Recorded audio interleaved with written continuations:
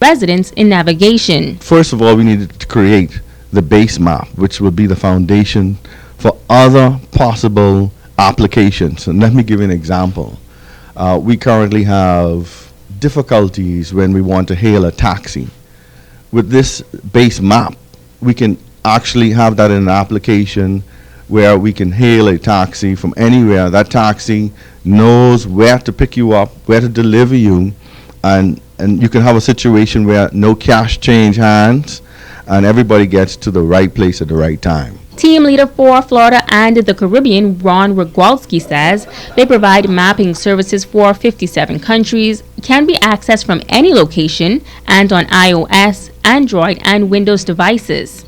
He says thanks to the records of the Port Authority, developing a local map has been an easy process. The benefit of using that app is, say you're traveling to Florida, you can download the map in your home country, travel to Florida, click use offline, and then you don't incur any roaming charges. Where if you did that with other applications, you get hit with the high roaming charges. One of the biggest challenges for us in here, especially in the Caribbean, is trying to keep our map fresh and up to date, which is where the relationship started when Randy Taylor, the GIS manager, approached us to start providing us source information on streets, road names, points of interest.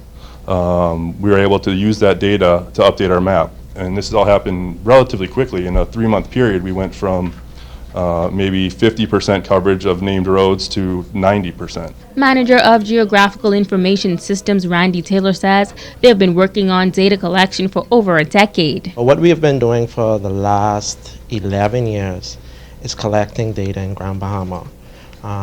Streets, parcels, fire hydrants, street signs, and through an initiative with Mr. Roll, we decided that we have this data. We looked at what was online through map applications, and we noticed that a lot of the map applications didn't cover all the streets in Grand Bahama. So what we did was we reached out to HARE, and they quickly responded to us, and we provided them all this information that we had. The local map is expected to be available on the HARE app in a few short months. Megan Shepard, ZNS Network News. The Ministry of Foreign Affairs is working to alleviate extended backlog and other challenges facing the passport office and the traveling public at this peak travel time. In addition to the newly introduced $200 fee for expedited applications after July 1st, the ministry has put in place a new system for emergency passport applicants. As of today, applicants with verifiable emergency needs for their passports prior to the collection date provided or whose collection date has expired and the passport is still not ready can now email the information along with the details of the application to MOFA customer service at bahamas.gov.bs. With this new email system, staff have been assigned to process, track the application and expedite the application to meet the date of travel at no additional cost. The ministry advises that the public should not pay any fee solicited other than those fees in the prescribed regulations. Police in Grand Bahama are investigating an apparent drowning. Shortly before 5 o'clock yesterday afternoon, the lifeless body of a 74-year-old man was discovered floating in waters on Xanadu Beach. Police and EMS personnel were called to the scene, where they met the man's lifeless body on the shore. He was rendered CPR by EMS personnel and transported to the Rand Memorial Hospital, where he was pronounced dead. In other news, help coming in for the Lockhart family who were displaced by a devastating fire on Independence Day. The family's home incurred serious damage, and since then, family members have been trying to pick up the pieces and rebuild. Well, they got a big push today from one company in the Grand Bahama community. Joan Davis-Roll has the details.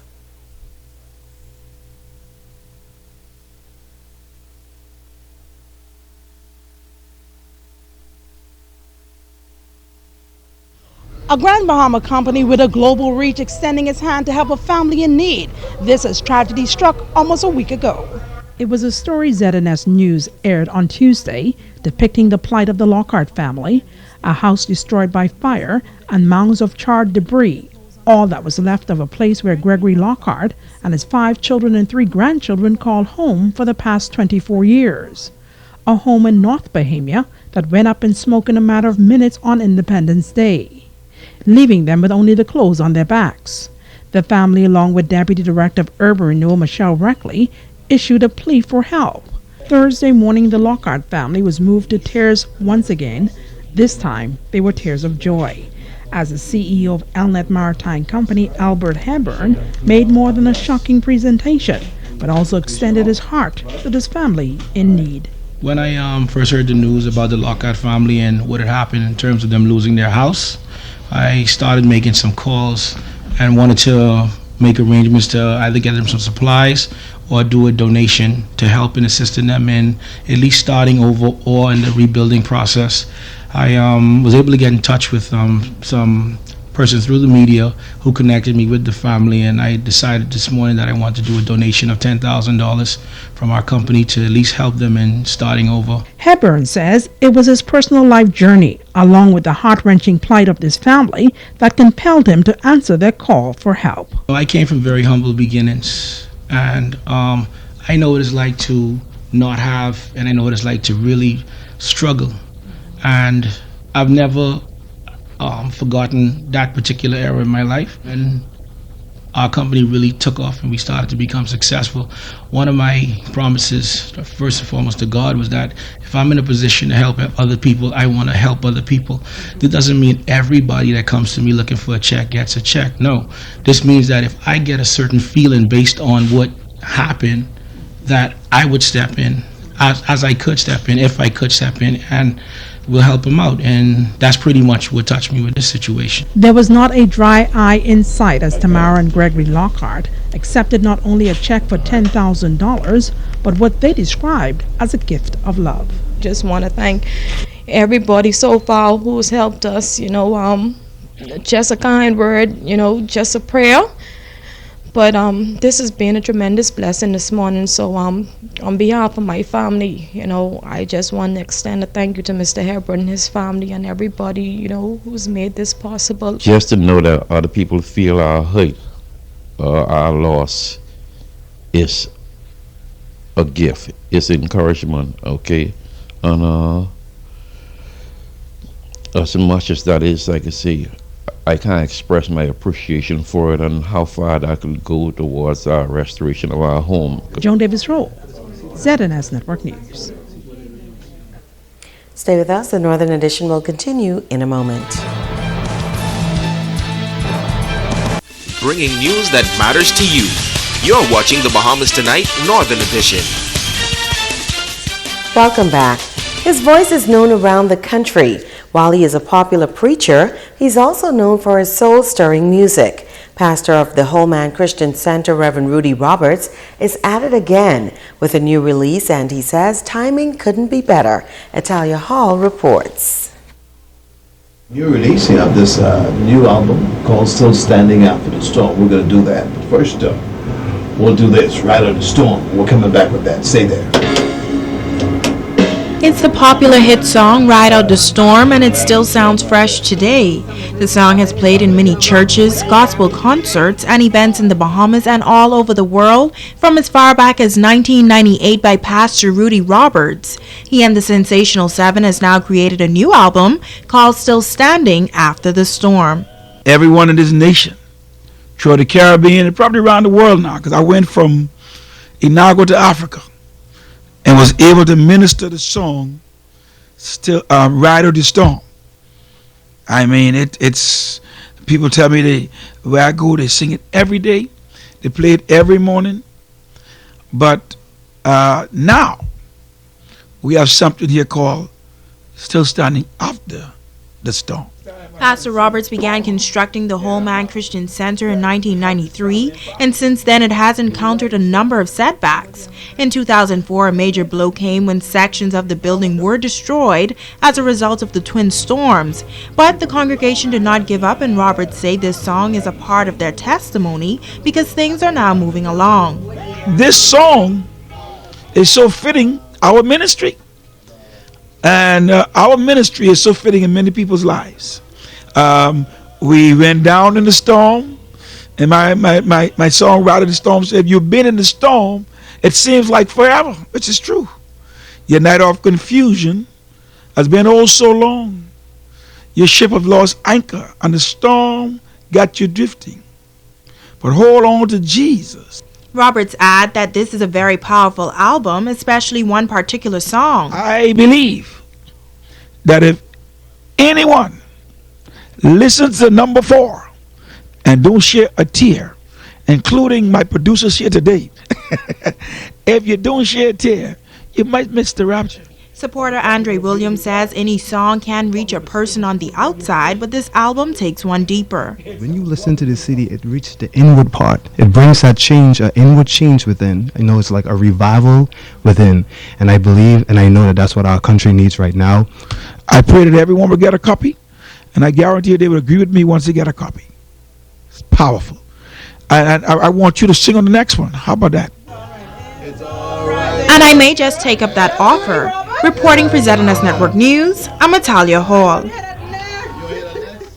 Officials from the leading healthcare center on Grand Bahama, along with those mandated to provide specialized care, are grateful for the strong presence that church continues to demonstrate in the Grand Bahama community. They are especially pleased with the assistance that the pastor and members of the Jubilee Cathedral continue to provide for those in need. Acting Hospital Administrator Sandra Mortimer Russell, along with her team, were invited to view the wide range of healthcare items obtained by the church for distribution. Senior Nursing Officer at the Rand Memorial Hospital, Cheryl Bain.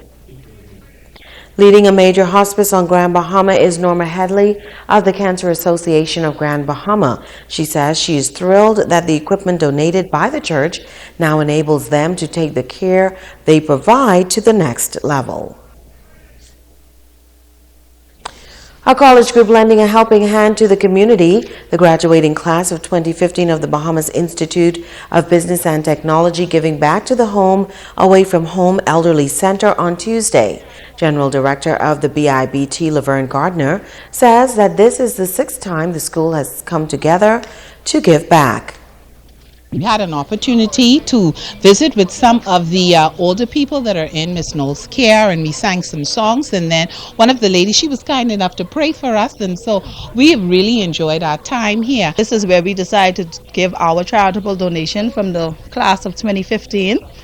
It's been a pleasure viewing, touring, taking a look around, and getting information on the place. What's being done here is awesome. We are helping the elderly, and it's just as well as those that need help. Owner of the home, Mervy Knowles, says she appreciates what the students have done. I truly feel blessed that they have chosen my home to be a blessing to, and I know God will be a blessing back unto them, you know, as they go further in life and to further their career and everything like that, and I thank God for what they have done. We just want to encourage any of you out there, if you're interested in helping to support Miss Knowles, because she really does this on her own, and it's a passion for her. It's something that the Lord laid on her heart, so we encourage the wider community to come and donate your time, whatever it is that you can. It's a Thursday evening, and that means Goomba Summer Festival is underway on Taino Beach. This week, spectators are in for a treat as Bahamian artist and icon winner Dylan D-Mac McKenzie will be performing. D-Mac says he considers it a privilege to be able to perform for the Grand Bahama community. When you hear Reagan's Great Beat, don't care if you like rap or you like hip hop or whatever, you still might shake your feet. I know you can leave your little top in when you get out there too, so I know what's going on. But that's what it's all about. So I'm about to just do some digging up. So let Ministry of Waste, let their backhoes and everything, you know, bring all the heavy equipment, put them on the side because we can dig a hole in Taino Beach. The reception is always great. The Grand Bahamians love me. I love them just as much. And so I'm back home. I'm here. I'm ready to do my thing. Come out, support, and hey, I'm going to do me. D-Mac says his goal is to represent the Bahamas and share his love for Bahamian music wherever he goes. My goal is, I know we love Bahamian music here, but we're doing an injustice to Bahamian music worldwide because nobody on the international level gets to appreciate what we have here. And so my main goal is to get Bahamian music into the international level, and that's what I'm here for. I'm here to get the support, garner the support of my people. the Bahamian public at large, the Bahamian people, and take this, our Bahamian music, take it to the world. It's time now for Ask the Doctor. Welcome to Ask the Doctor. I'm Dr. Monique Pratt. Yesterday, Pauline T. from Abaco inquired about urinary tract infections, what we also call UTIs. So to continue our discussion, common symptoms of UTIs may include painful urination or dysuria, frequent urination, or the urge to urinate often. Your urine may also look cloudy or red. If the infection progresses from the lower to the upper urinary tract and kidneys, you may experience fevers, chills, fatigue, or feeling of general discomfort, distress, and uneasiness. Men may also complain of feeling a fullness in their rectum. So, to answer your second question, Pauline, regarding preventing UTIs, drinking plenty of water daily, urinating whenever the need arises, wiping from front to back to reduce spreading bacteria, and avoiding vaginal hygiene sprays that may be irritating are all strategies that can be used to prevent getting a UTI. If you or someone you know is experiencing any of these symptoms I mentioned, please see a doctor at any of our community clinics. Your doctor can test your urine and prescribe a short course of antibiotics early to halt the progression of the infection. Treating recurrent UTIs, however, can be more challenging. In such cases, a longer course of antibiotics for up to several weeks may be required. I'm Dr. Monique Pratt, and this has been Ask the Doctor.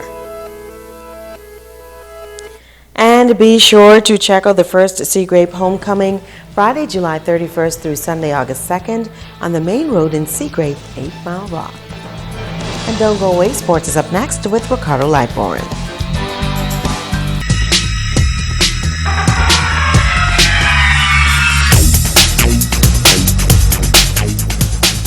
Everybody at Sports Time, I am R. Anthony Lightborn. Let's get right to it. Let me tell you that the Independence Golf Tournament was played at the Grand Lucan Reef Golf Course this year for a good reason. Megan Shepard has got some birdies and pars for you. The golfing community coming together from throughout the Bahamas on Independence Day for some fun rounds of golf.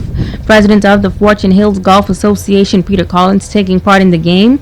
He says every year the tournament is held to celebrate independence, but unfortunately the turnout has declined this year. This year we've got 30 players representing 5 different islands. The 2 strongest teams, Grand Bahama and Exuma. Well, the 3 smaller teams, Eleuthera, Cat Island and Long Island. We'll try to give them a run for their money. Golfers on the green say while conditions were pretty awesome for the holiday play, their game, however, was not up to par. We get together at Independence for the last, 25 years.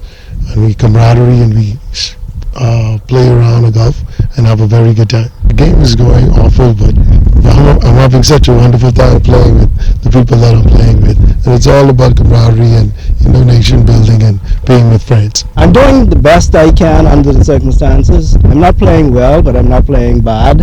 I'm hanging in there and I'm enjoying myself. The game is going pretty good. I'm not a pro player, but I just love to be out here with my colleagues, on the Independence Day. Wish the Bahamas the best, and the greens is fairly good, and we having fun. The Independence champion, that's Grand Bahama with 289. Jensen Cooper, Osborne Cooper, Randy Cooper, and Rick Pinder did the damage. Exuma second and Cat Island coming in third. Megan Shepard, ZNS, Total Sports.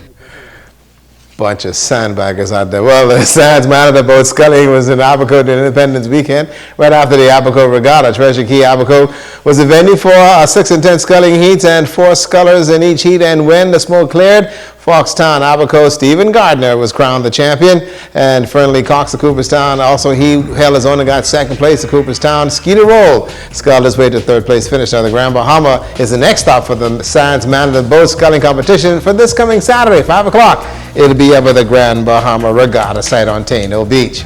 Well, folks, the superintendent, Loretta Mackey, as you know, is in California and also participating in the Special Olympic torch run. The Flame of Hope was carried through some 120 cities around the countries and around communities and towns. Well, today we spoke to Loretta by phone, who says it's been a blast. The weather is in our favor. It's just like home, a summer day. So we've been running an average of 5 miles a day. We are in Central California right now. We're headed south to LA, so we won't get into LA till the 21st. So we've been staying in different areas, moving about, having runs and ceremonies, sensitizing the residents and the business places about the law enforcement torch run, what it's all about. With the Special Olympics coming up, the opening ceremony is slated for the 25th of July. Well, Loretta is actually on Team 8, and it's a true international event with law enforcement officers sharing in this special effort. And we have about 86 officers. We have 10 teams, about 86 officers in total from around the world. We have Austria, Korea, Jamaica, Australia, Iceland, and you name it, and we have them all here represented. We have 10 special athletes who are part of the teams, and they're amazing. They're really amazing. Yesterday, one of the ceremonies, I became so emotional, and one of them was, just giving me a little rub on the back. They're really, really nice, very polite, well-spoken, and it's really amazing. Now, the opening ceremony for the 2015 Special Olympic World Summer Games is July 25th in Los Angeles, and also to be a part of the ceremonies, she says, is uplifting, especially being an officer from the Bahamas. There's a lot of planning that went into this, and I'm really thankful to the Commissioner of Police, Mr. Alvin Greencake, for allowing me this opportunity, and I'm honored to be here. And I appreciate all the prayers and the support of my family, my church family, my husband, my children, of course, being here. I really appreciate all of you guys being away from home. But it's an amazing experience. Well, let me tell you, Loretta also went today to the home of the San Francisco 49ers, and get this, she doesn't know anything about football. Her husband, Ted, is a New England fan like crazy. Ted, teach this woman what about football, please. Thereby, she can appreciate being in the stadium. She's having a great time. Congratulations to her. That's a look at your sports tonight.